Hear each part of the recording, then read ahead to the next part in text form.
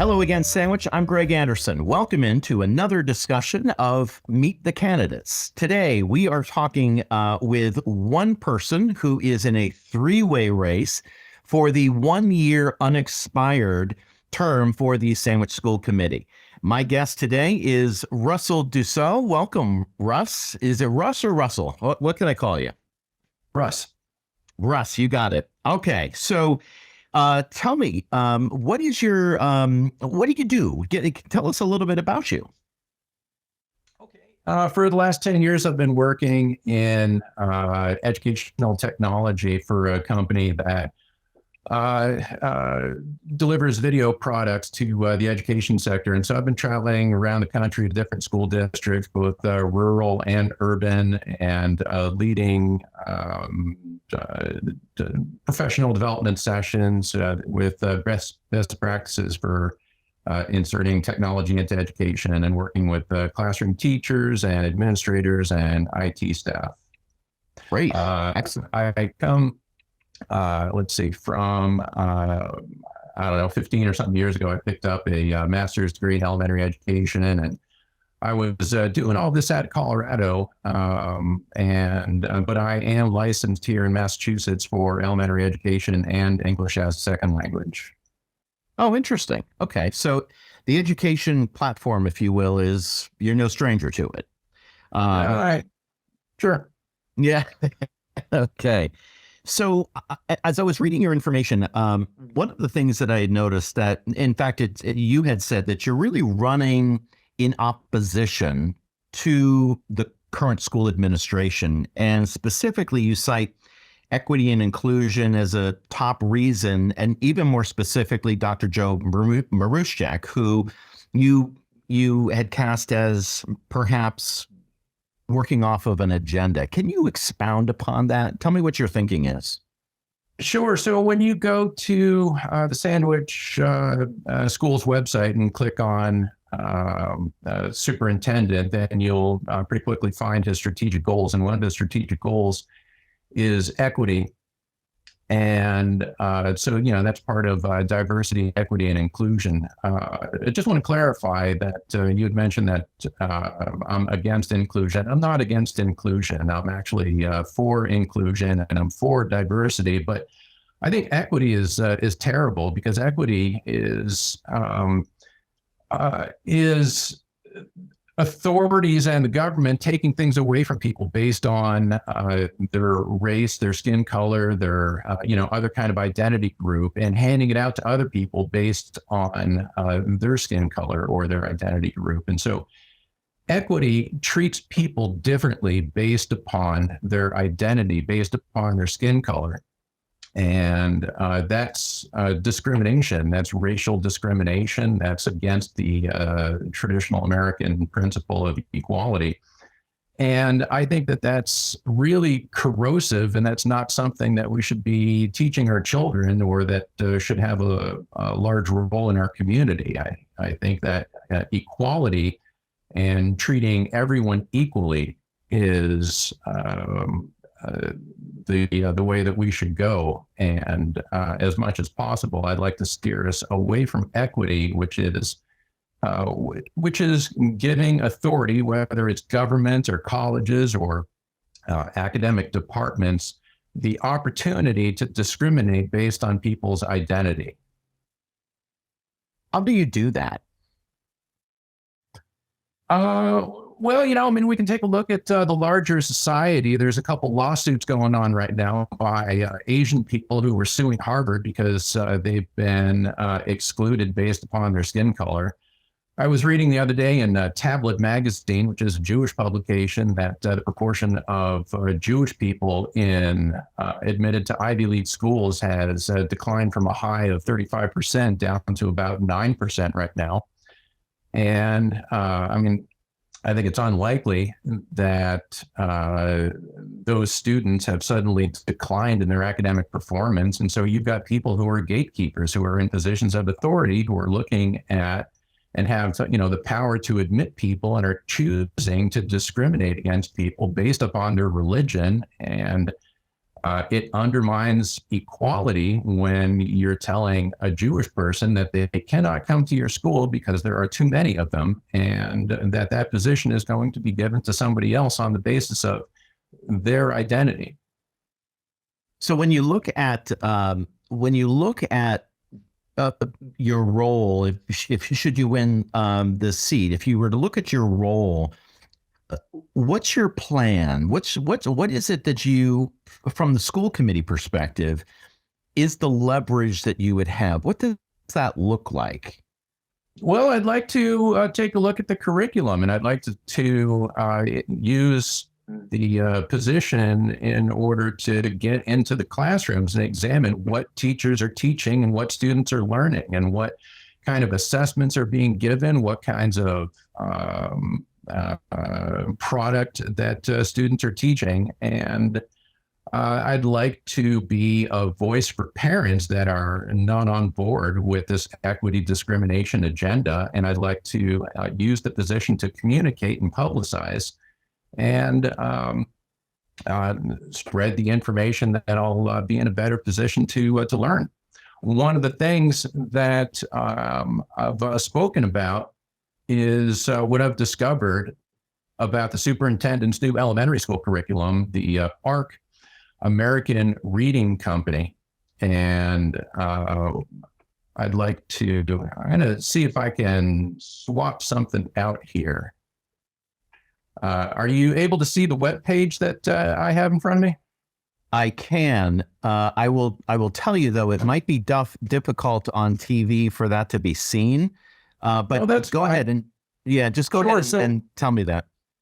yeah, we're looking right now at a review of the American Reading Company reading program, and this is on the Mass DOE Department of Elementary and Secondary Education website, where they're reviewing a bunch of different curriculums. And the curriculum that the superintendent is putting into the schools, these are marketing materials. This is a description by the people that are by ARC, by the American Reading Company, and they're saying this to help convince people to buy. Curriculum has been reviewed by a team that's diverse in race, gender identity, sexual orientation, religious affiliation, ability, and nation of origin, with diverse areas of expertise such as ethnic studies, children's literature, women's studies, international studies, African American literature, queer theory, as well as education and reading.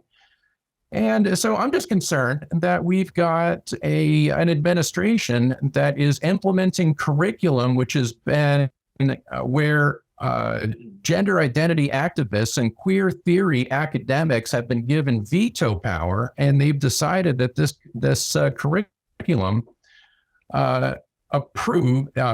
meets their approval and fits their ideological agenda. And so if anybody wants to take a look at this, then they're welcome to go to this. Yeah, let me just ask you not to be we're trying to talk about your candidacy. So if hold that down if you could. The goal here is to talk about you and not a particular agenda, because I know that that's the critique that you have of Dr. Marushchek. Have you had a conversation with him? I've had a couple brief interactions with him. I haven't had a detailed conversation with him. I think I've written him a couple letters. So I guess my question is, if there is a direct opposition to him or to the school administration, if I were a parent, I might be very intrigued by hearing what you're saying, but I'd want to know what the pull is that you have to be able to, I guess, enact change. And part of that comes with, what does the superintendent say? Have you attempted to meet with him and you haven't been able to? If anything, just from running for the school committee, candidates typically would reach out to the superintendent and just say, "Hey, look, what do you think?" Well, I've voiced my in the public forums, I've been pretty much attending every single school committee hearing since the last election. And I've spoken several times in the public forum part when you have about 3 minutes in order to, to address both the school committee and the superintendent. I've spoken on a number of issues. I've spoken before that group about my concerns with equity. I've also spoken about my concerns with what I believe is the politicization of some of the curriculum, including material that was derived from, let me see, I'm forgetting the name of the organization now. The Anti-Defamation League, which has undergone a whole lot of scrutiny due to its recent change in leadership. And specifically, although of course I agree with the mission of the Anti-Defamation League, they recently changed their definition of racism so that it could only be by white people, which of course is obscene and ridiculous. And so I have, in a public forum, addressed some of these issues in the presence of the superintendent. So, but because public forum, they can't speak back. They that's just the nature of Robert's Rules of Orders. They can't engage. Have you made attempts to speak with him or even any of the other school committee members to say, look, this is clearly, I've spoken to public forum and maybe you sent an email or two, but I really want to drill down on this. Have you had any attempts to do that? I haven't felt that that's necessary. I mean, I think that this is a public issue, and I think that the change that's going to come is going to be as a result of informing and mobilizing parents. And I've made my position clear, both in public forum and with one or more emails to both every single member of the school committee and the superintendent. And the method and that I'm choosing to communicate and that I'm hoping to make change is by in public address and by addressing parents and getting the word out there. I think that it's a more effective means of communicating and mobilizing and seeing the change that I'd like to see by addressing parents through the use of the public forum and also by running for school committee. When you talk about parents, because I have in my notes, I'm always, and I ask this of every candidate, particularly ones with the school committee, selectmen, I talk about the constituents and voters, but what conversations are you having with parents and what are they saying? And do you have parents that say, right on, man, I'm with you, or parents that say, not at all? And what are you hearing on either side? I've had conversations with people in certain churches and in the community at large, and in members of organizations that I've attended in the past, and they appreciate what I'm doing and the kinds of things that I'm finding and saying. Now, I haven't directly targeted parents in large part because I think that our schools are not just for parents. Our schools are not just for children. They're, in fact, the responsibility of the entire town. And so this is an issue that it's a civic issue. It's not an education issue. And therefore... Explain that to me. Clarify what you mean by that. It's not an educational issue, but we're talking about curriculum. Yeah, you're right. And so I should have said it's a civic issue and an educational issue, because I'd like to see activity and involvement from the larger community. This is the way that our schools operate is not just the business of parents and children. It's a community institution. And I think that everybody should be represented in the way that the school operates, and everybody should have a voice and should not be excluded simply because they don't happen to have a child that's in the school at the moment.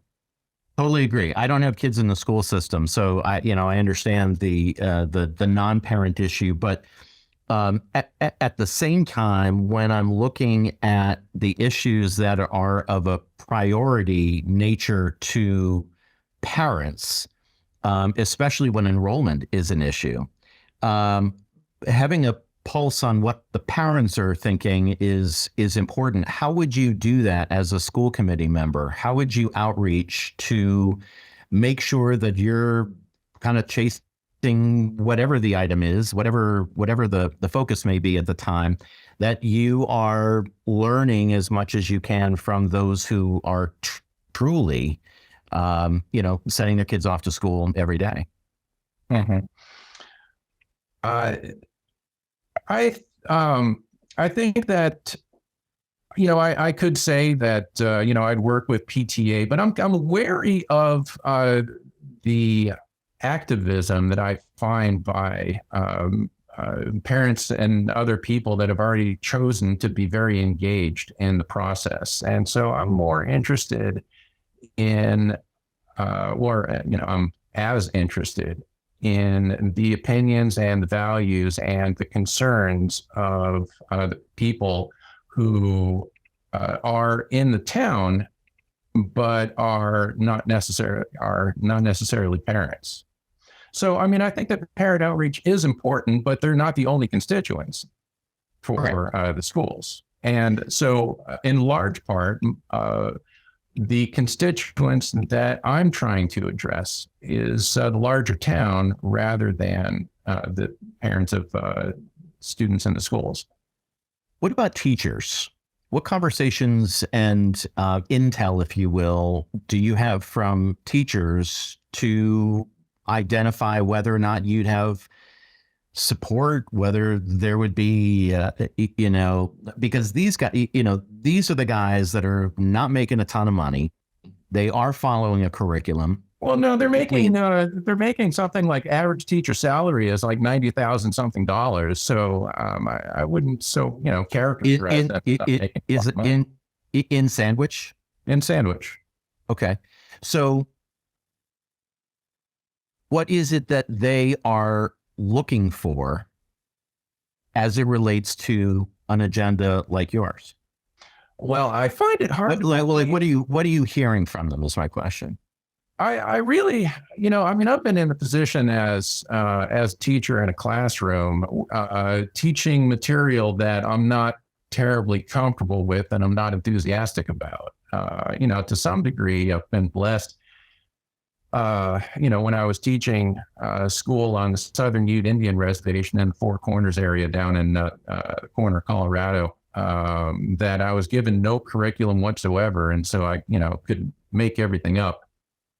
Use my own resources and assemble my own curriculum. But I find it hard to believe that people like teachers that would have gotten into education in order to improve the lives of children would be enthusiastic about teaching the racial discrimination of equity to children. It just strikes me as against the values of teachers that they would be enthusiastic about choosing and allocating and taking things away from children on the basis of race and on the basis of ethnicity and on the basis of religion, rather than by what's been the typical standard, which is equality, which is things are earned by students according to merit, according to their accomplishments, and not according to their identity groups.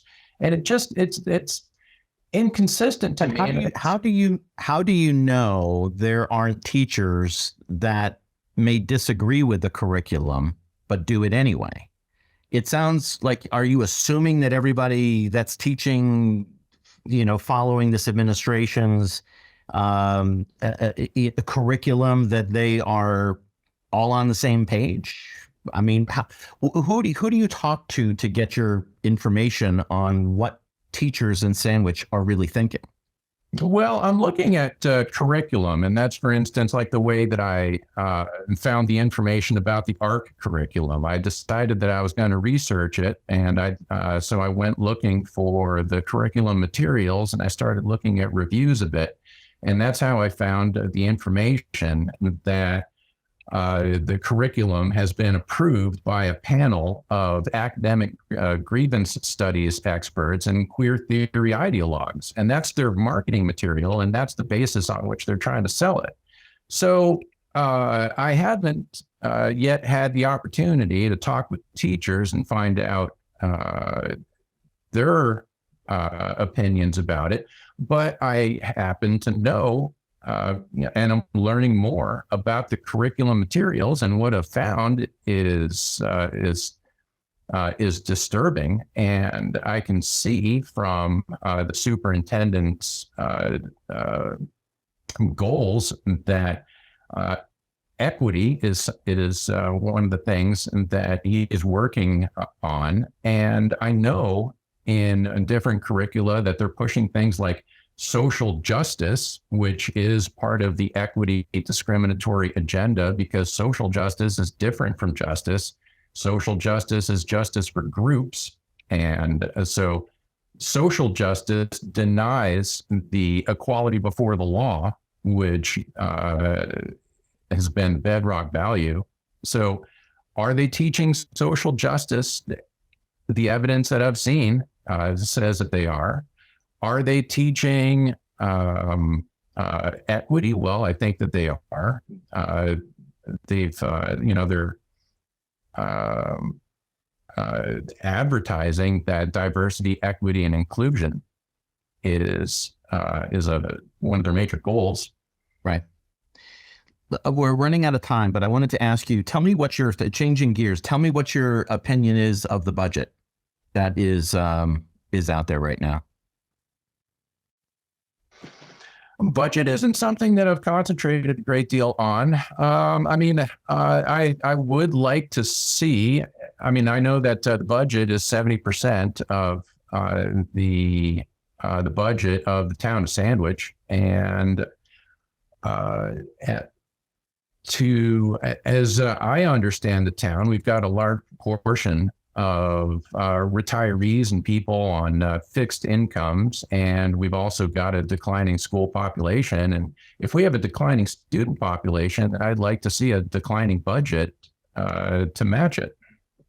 So, but you haven't seen the budget.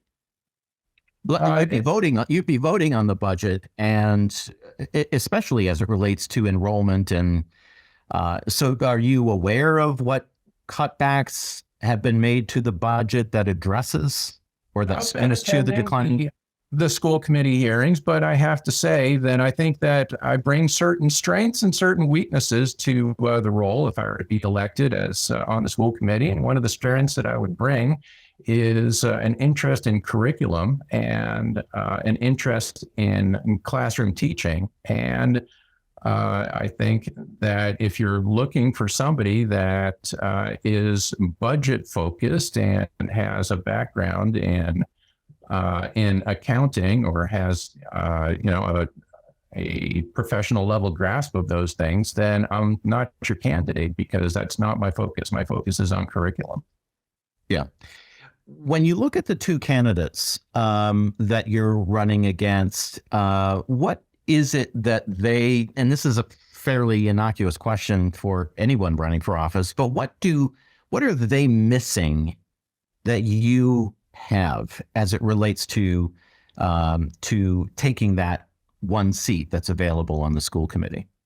Well, I think, the things that I've been saying in our conversation are probably pretty polarizing. And so I think that anybody that's been listening to this conversation has made up their mind at this point whether or not I'm their candidate. If the things that I'm saying, which is opposing an equity discrimination agenda, has any resonance with them, then I'm the candidate that they should be looking at. And if they want to manage the decline of the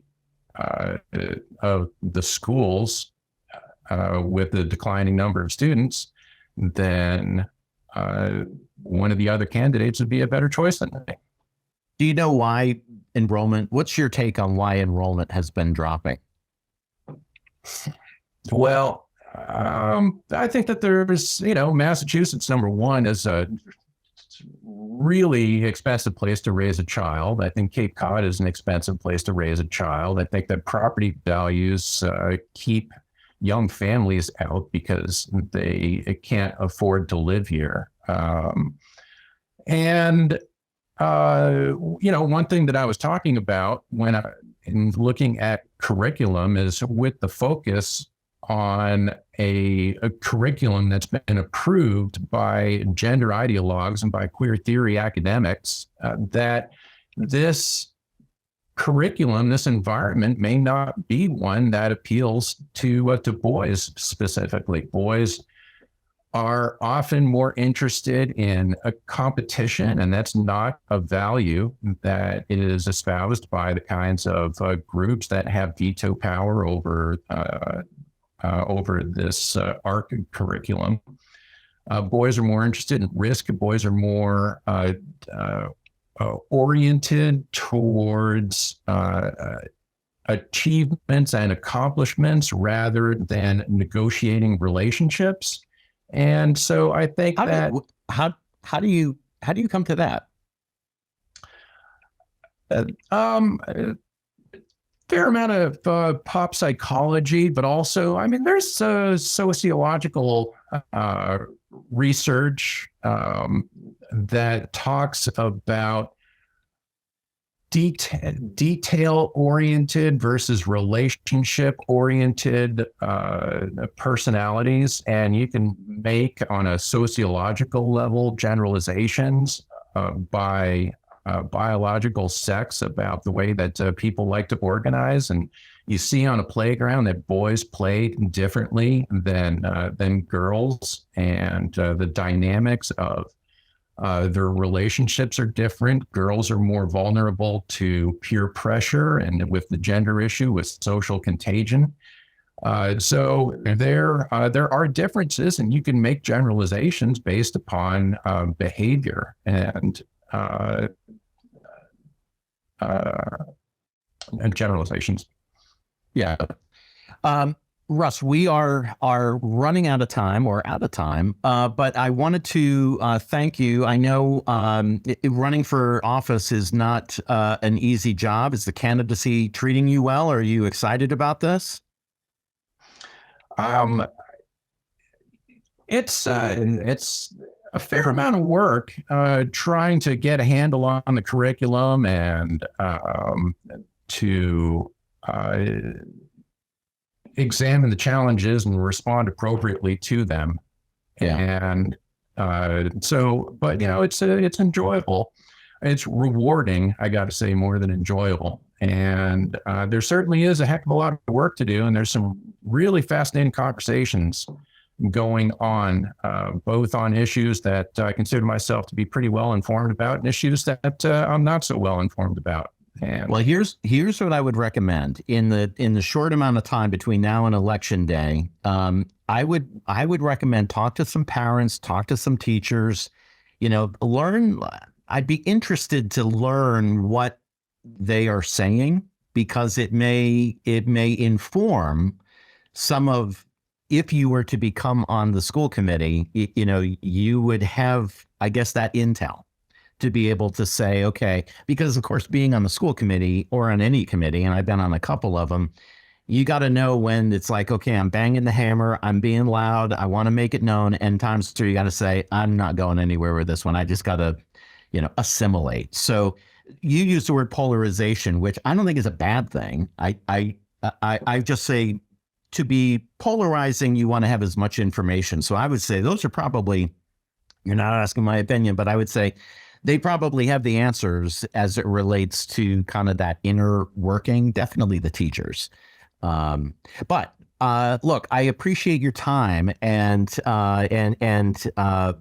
Dusseault, you're a candidate, you're running. I wish you luck. And thank you for your opinion, and thank you for taking the time to talk today. Appreciate it. Thanks very much. All right, Sandwich. I will see you soon. I'm Greg Anderson. Take care.